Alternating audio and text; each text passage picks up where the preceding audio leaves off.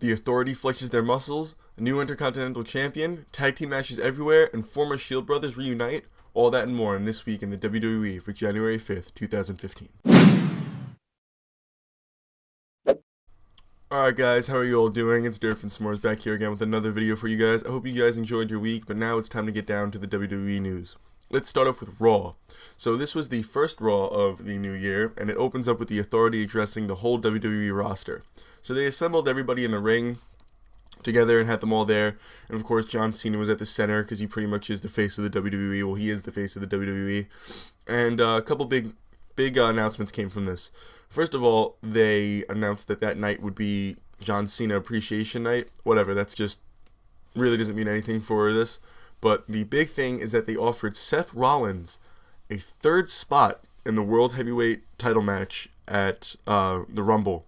And that's coming up soon, so that's interesting. So this is going to be a triple threat between Seth Rollins, John Cena, and Brock Lesnar. But as we know, I don't know. I'm betting on it right now. Rollins won't cash in. There's no way he could cash in now. It makes no sense. If Brock Lesnar hasn't been coming on, he's been holding the championship and he's been like the beast. There's no way that Rollins would cash in. And if he does cash in, then he is going to fail, and that's a stupid move for the WWE. But we know that Brock Lesnar and Seth Rollins had worked together before in the one cage match that we saw. Brock Lesnar helped Seth Rollins out. So this is pretty much a handicap match for Cena, and that's going to suck. But also, the Authority announced that the next match would be Dolph Ziggler versus Bad News Barrett in an Intercontinental title match. Now, as you can see off to the left, I believe it is for you guys, you can see that I have a list of the current champions, so you can kind of see how the next match turned out. So, Bad News Barrett versus Dolph Ziggler for the Intercontinental Championship. Now, Ziggler was escaping a bunch of things. I believe he pinned him, but then Kane comes out and was like, oh no, I can do whatever I want. So now it is a first to two falls match. So then Bad News Barrett comes back, ties it, and then wins it, of course. And now you have the new Intercontinental Champion, Bad News Barrett. Next match, we got the Ascension versus local athletes. Once again, the Ascension just rolls over them. There's really nothing I can talk to you about this match. Just the Ascension completely dominated, and that's to be expected. Next, we have Roman Reigns versus The Big Show, and Roman Reigns ends up winning by disqualification. This seems to be a big theme in these matches, just winning by disqualification. So, The Big Show decided to end Rollins' night with a blast to him to the face with steel steps. So Big Show's just playing the part of the heel, and Roman Reigns picks up the win. Now we have Natalya versus the Divas champion, Nikki Bella. Now, I like the way Natalya wrestles, and I must admit, I do watch Total Divas. I like that show, don't judge me. But so Paige comes out and distracts Nikki Bella, and then Natalya capitalizes, and then Paige comes in to help her at the end when Nikki tries to ambush her. So it's just Paige trying to make up and be friends with Natalya after what happened on the mid-season premiere of Total Divas. Really, this is just the big Total Divas storyline. Really, it had absolutely nothing to do with the championship, so that's kind of weird. Next, we have Luke Harper versus Erick Rowan, and it's pretty cool to see two partners go together. Go against each other. It's pretty cool.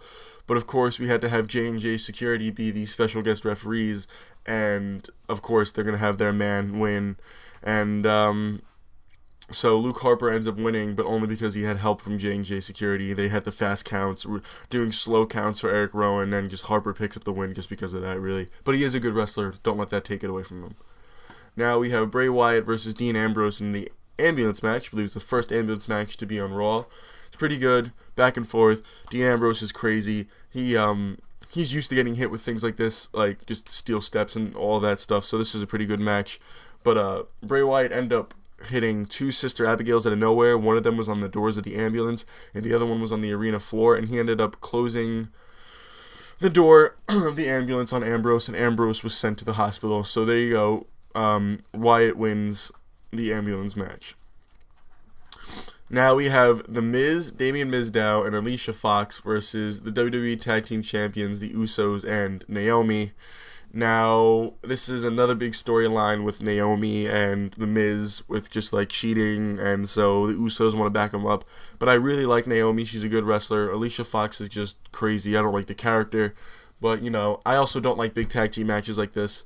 So it ends up that The Miz and Damien Mizdow and Alicia Fox end up picking up the win because The Miz stole it with a roll-up. But Alicia Fox and Naomi didn't really have much to do in this match.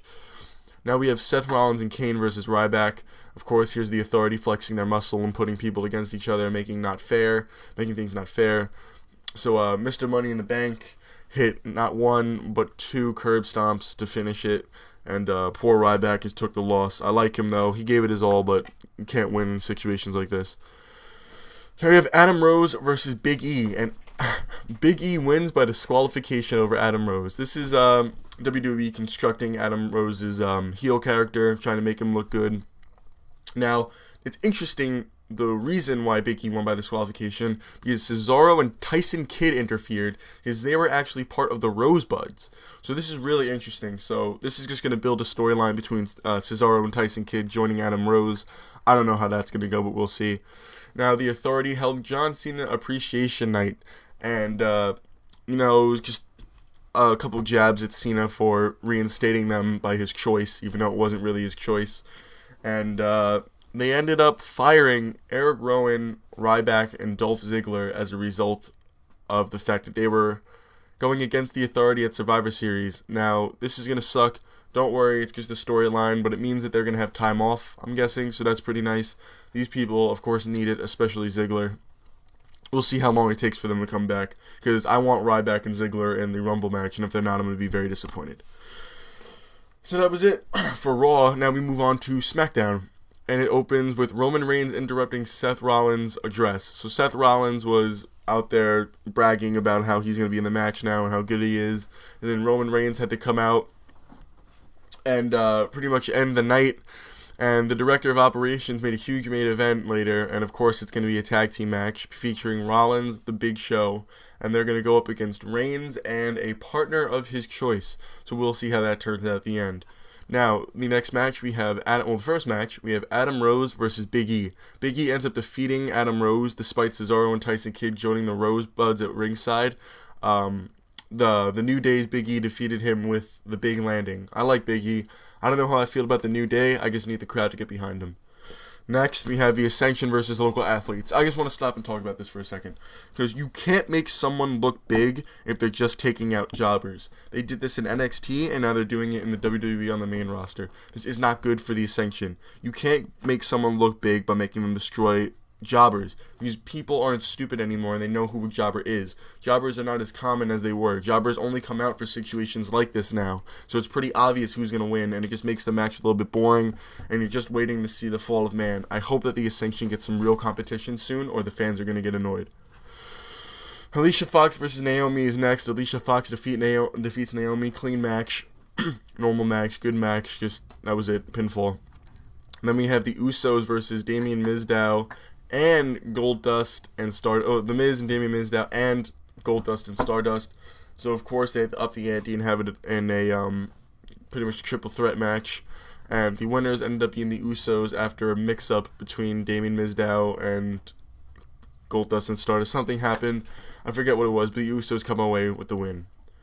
Now we have Sin Cara versus Bad News Barrett.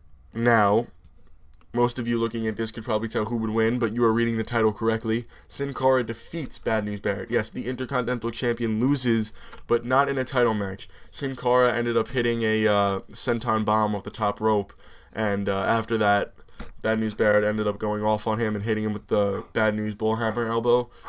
So, I guess this was almost like a heel turn for Bad News Barrett to show that he is a heel. In the main event, we have Roman Reigns and his secret partner versus Seth Rollins and The Big Show, and as you can see from reading it down there, his secret partner was Dean Ambrose. So they ended up reuniting, and they do defeat Seth Rollins and The Big Show after Ambrose held off Big Show and Kay and JJ Security, who were outside of the ring, and this allowed Roman Reigns to avoid a curb stomp and spear Seth Rollins. Beautiful spear. Good main event. I just hate tag team matches, but this one was cool because we had members of the Shield coming back together. So that was pretty much it. That was this week in the WWE for January 5th, 2015. I hope you guys liked it. Got the new video editing program back. I got pictures up for you guys now, as you saw throughout the video. So that's pretty cool. I hope you guys enjoyed the last episode of it. I was happy with the feedback that I was getting. And I just hope you guys have a good week coming up, and I'll see you guys next week.